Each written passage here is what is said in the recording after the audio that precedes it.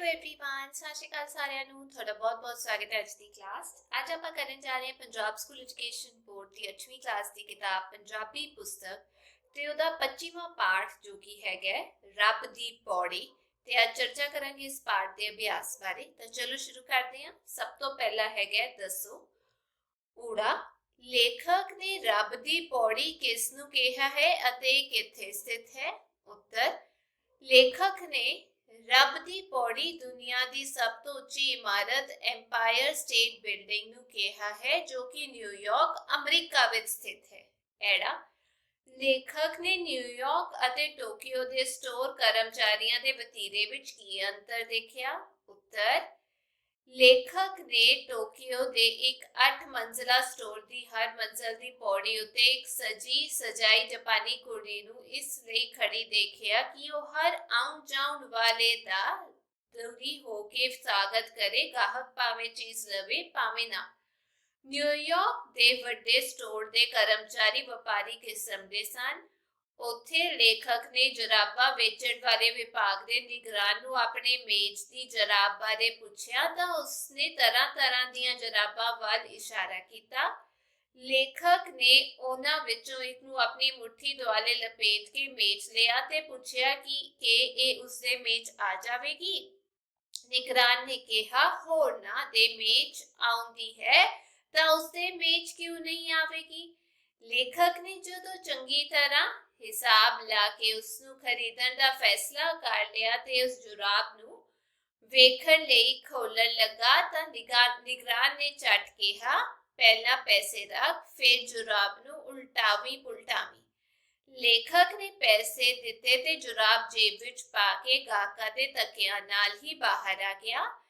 ਇਸ ਦੇ ਉਲਟ ਲੇਖਕ ਨੂੰ ਟੋਕੀਓ ਦੇ ਸਟੋਰ ਦਾ ਅਨੁਭਵ ਇਹ ਸੀ ਕਿ ਜੇ ਉੱਥੋਂ ਤੁਸੀਂ ਫੀਤਾ ਵੀ ਖਰੀਦਣਾ ਹੋਵੇ ਤਾਂ ਕਰਮਚਾਰੀ ਅੱਧਾ ਘੰਟਾ ਤੁਹਾਡੀ ਤਸੱਲੀ ਲਈ ਲਾ ਦਿੰਦੇ ਹਨ ਅਤੇ ਜੇਕਰ ਤੁਸੀਂ ਕੁਝ ਨਾ ਵੀ ਖਰੀਦੋ ਤਾਂ ਬੜੀ ਨਰਮੀ ਨਾਲ ਤੁਹਾਡਾ ਧੰਨਵਾਦ ਕਰਦੇ ਹਨ ਕਿ ਤੁਸੀਂ ਉਹਨਾਂ ਦੀ ਦੁਕਾਨ ਵਿੱਚ ਚਰਨ ਪਾਏ।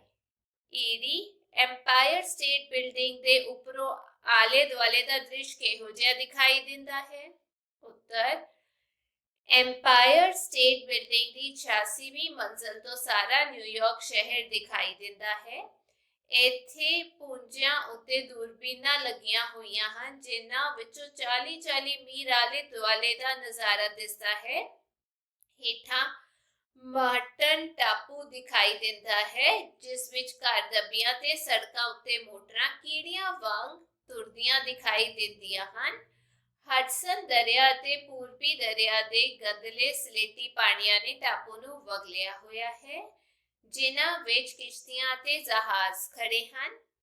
ਨਾਲ ਲੱਗਦੀ ਸਟੇਟ ਨਿਊ ਜਰਸੀ, ਉਸ ਤੋਂ ਪਰੇ ਫੈਕਟਰੀਆਂ, ਉਸ ਤੋਂ ਪਰੇ ਖੇਤ ਤੇ ਖੇਤਾਂ ਤੋਂ ਅੱਗੇ ਸ਼ਹਿਰ ਨਜ਼ਰ ਆਉਂਦੇ ਹਨ। ਇੱਥੇ ਪੁੱਜ ਕੇ ਹਵਾ ਦਾ ਦਬਾਅ ਬਦਲ ਜਾਂਦਾ ਹੈ ਤੇ ਠੰਡ ਵੱਧ ਜਾਂਦੀ ਹੈ। ਇਸ ਤੋਂ ਉੱਪਰ 16 ਮੰਜ਼ਲਾ ਹੋਰ ਚੜ੍ਹ ਕੇ ਬੰਦਾ ਇਸ ਦੇ ਸਿਖਰ ਉੱਤੇ ਧਰਤੀ ਤੋਂ 1250 ਫੁੱਟ ਉੱਚਾ ਪੁੱਜ ਜਾਂਦਾ ਹੈ। ਇਸ ਉੱਤੇ ਇੱਕ ਹੋਰ ਬੁਰਜੀ ਹੈ ਜਿਸ ਦੀ ਨੋਕ 1472 ਫੁੱਟ ਤੱਕ ਹੈ। 102ਵੀਂ ਮੰਜ਼ਿਲ ਦੇ ਜੰਗਲੇ ਉੱਪਰ ਖੜੇ ਹੋ ਕੇ ਦੂਰਬੀਨ ਨਾਲ ਦਰ ਤੱਕ ਵਿਸ਼ਾਲ ਧਰਤੀ ਅਤੇ ਇਸ ਦੇ ਬਦਲਦੇ ਰੰਗ ਦਿਖਾਈ ਦਿੰਦੇ ਹਨ। ਇੱਥੋਂ ਚਮਕਦੇ ਸੂਰਜ ਵਿੱਚ 80 ਮੀਲ ਦੂਰ ਤੱਕ ਵੀ ਚੀਜ਼ ਨਜ਼ਰ ਆਉਂਦੀ ਹੈ। ਇੱਥੋਂ ਹਡਸਨ ਦਰਿਆ ਦੇ ਨਿੱਕੇ ਜਿਹੇ ਟਾਪੂ ਵਿੱਚੋਂ ਉਭਰੀ ਹੋਈ ਆਜ਼ਾਦੀ ਦੀ ਦੇਵੀ ਦੀ ਮੂਰਤੀ ਵੀ ਦਿਖਾਈ ਦਿੰਦੀ ਹੈ। ਉਸ ਦੀ ਉੱਚੀ ਬਾਂਹ ਅਮਰੀਕਾ ਦੀ ਆਜ਼ਾਦੀ ਦਾ ਪ੍ਰਤੀਕ ਹੈ। ਆਮ ਦਿਨਾਂ ਵਿੱਚ ਇਸ ਬਿਲਡਿੰਗ ਦੀਆਂ ਸਿਖਰਲੀਆਂ ਮੰਜ਼ਲਾਂ ਤੇ ਬੁਰਜੀ ਬੱਦਲਾਂ ਵਿੱਚ ਚੱਕੀਆਂ ਰਹਿੰਦੀਆਂ ਹਨ। ਇਸ ਦੀਆਂ ਖਿੜਕੀਆਂ ਤੋਂ ਹੇਠਲੇ ਬੱਦਲ ਮੀਂਹ ਵਰਾ ਰਹੇ ਹੁੰਦੇ ਹਨ। ਕਈ ਵਾਰੀ ਉੱਪਰਲੀ ਮੰਜ਼ਲ ਉੱਤੇ ਮੀਂਹ ਉਲਟਾ ਵਗਦਾ ਦਿਸਦਾ ਹੈ। ਤਾਪਮਾਨ ਦੇ ਬਦਲਣ ਅਤੇ ਲੋਹੜੀ ਦੀ ਉਚਾਈ ਹੋਣ ਕਰਕੇ ਵਰਖਾ ਦਾ ਰੰਗ ਵੀ ਸੁਰਖ ਨਜ਼ਰ ਆਉਂਦਾ ਹੈ। ਸੱਸਾ ਐਮਪਾਇਰ ਸਟੇਟ ਬਿਲਡਿੰਗ ਕਦੋਂ ਬਣਨੀ ਸ਼ੁਰੂ ਹੋਈ ਅਤੇ ਇਹ ਕਿਵੇਂ ਤੇ ਕਿੰਨੇ ਸਮੇਂ ਵਿੱਚ ਮੁਕੰਮਲ ਹੋਈ। ਉੱਤਰ ਐਮਪਾਇਰ ਸਟੇਟ ਬਿਲਡਿੰਗ ਉਦੋਂ ਬਣਨੀ ਸ਼ੁਰੂ ਹੋਈ ਜਦੋਂ 1930 ਵਿੱਚ ਅਮਰੀਕਾ ਵਿੱਚ ਬੇਹੱਦ ਮੰਦਾ ਆਇਆ ਹੋਇਆ ਸੀ। ਪਹਿਲਾਂ ਟਰੱਕ 1 ਅਕਤੂਬਰ 1929 ਨੂੰ ਇਸ ਥਾਂ ਪੁੱਜਾ ਤਾਂ ਜੋ ਇਸ ਥਾਂ ਬਣੇ ਹੋਟਲ ਨੂੰ ਢਾਇਆ ਜਾ ਸਕੇ। ਹੋਟਲ ਦਾ ਲੱਖਾਂ ਟਨ ਮਲਬਾ ਉਠਾ ਕੇ ਇੱਥੇ 55 ਫੁੱਟ ਡੂੰਘੀ ਨੀਂਹ ਪੁੱਟੀ ਗਈ। ਪੌਣੇ 2 ਸਾਲਾਂ ਵਿੱਚ ਵਚਿੱਤਰ ਇਮਾਰਤ ਤਿਆਰ ਹੋ ਗਈ। ਇਸ ਦੀ ਉਸਾਰੀ ਦੀ ਰਫ਼ਤਾਰ ਨੇ ਪੁਰਾਣੇ ਸਾਰੇ ਰਿਕਾਰਡ ਤੋੜ ਦਿੱਤੇ। ਇਸ ਦੀਆਂ ਹਰ ਹਫ਼ਤੇ ਵਿੱਚ 4 ਮੰਜ਼ਲਾਂ ਤਿਆਰ ਹੋ ਜਾਂਦੀਆਂ। ਜਦੋਂ ਕੰਮ ਜ਼ੋਰਾਂ ਉੱਤੇ ਹੁੰਦਾ ਤਾਂ ਇੱਕ ਦਿਨ ਵਿੱਚ ਹੀ 1.5 ਮੰਜ਼ਲ ਉਸਰ ਜਾਂਦੀ। ਟਰੱਕ ਉਹਨਾਂ ਹੀ ਮਾਲ ਮਿੰਟ ਕੇ ਲਿਆਉਂਦੇ ਜਿੰਨਾ ਰਾਤੋਂ ਰਾਤ ਖਤਮ ਹੋ ਜਾਂਦਾ, ਕਿਉਂਕਿ ਫालतू ਸਮਾਨ ਨਾਲ ਆਲੇ ਦੁਆਲੇ ਦੀਆਂ ਗਲੀਆਂ ਤੇ ਰਾਹ ਰੁਕਣ ਦਾ ਡਰ ਸੀ। ਇਸ ਦੀ ਉਸਾਰੀ ਲਈ 60,000 ਟਨ ਫੌਲਾਦ, 8.5 ਮੀਲ ਲੰਬੀਆਂ ਪਾਣੀ ਦੀਆਂ ਨਾਲਾਂ, 3,500 ਮੀਲ ਲੰਬੀ ਟੈਲੀਫੋਨ ਤੇ ਟੈਲੀਗ੍ਰਾਫ ਦੀ ਤਾਰ ਦੀ ਵਰਤੋਂ ਹੋਈ। ਹਾਂ ਇਸ ਇਮਾਰਤ ਦੀ ਵਰਤੋਂ ਕਿਹੜੇ ਕੰਮਾਂ ਲਈ ਕੀਤੀ ਜਾਂਦੀ ਹੈ? ਉੱਤਰ, ਐਮਪਾਇਰ ਸਟੇਟ ਇਮਾਰਤ ਵਿੱਚ ਸੈਂਕੜੇ ਦਫ਼ਤਰ ਹਨ ਤੇ ਹਜ਼ਾਰਾਂ ਆਦਮੀ ਕੰਮ ਕਰਦੇ ਹਨ। ਉੱਚੀ ਬੁਰਜੀ ਤੋਂ ਸਾਰੀਆਂ ਟੈਲੀਵਿਜ਼ਨ ਕੰਪਨੀਆਂ ਆਪਣਾ ਪ੍ਰੋਗਰਾਮ ਪ੍ਰਸਾਰਿਤ ਕਰਦੀਆਂ ਹਨ, ਜਿਨ੍ਹਾਂ ਨੂੰ ਆਲੇ ਦੁਆਲੇ ਦੀਆਂ ਸਟੇਟਾਂ ਦੇ 52 ਲੱਖ ਦਰਸ਼ਕ ਦੇਖਦੇ ਹਨ। ਅੱਗੇ ਵਾਕਾਂ ਵਿੱਚ ਵਰਤੋ ਸ਼ਬਦ ਨੇ ਸਜਾਵਟ, ਸਿਖਰਲੀ, ਚਰਨ ਪਾਉਣੇ, ਪ੍ਰਤੀਕ, ਗੰਦਲਾ, ਵਿਚਿੱਤਰ, ਵਾਕਈ ਤੇ ਸ਼ਾਹਕਾਰ।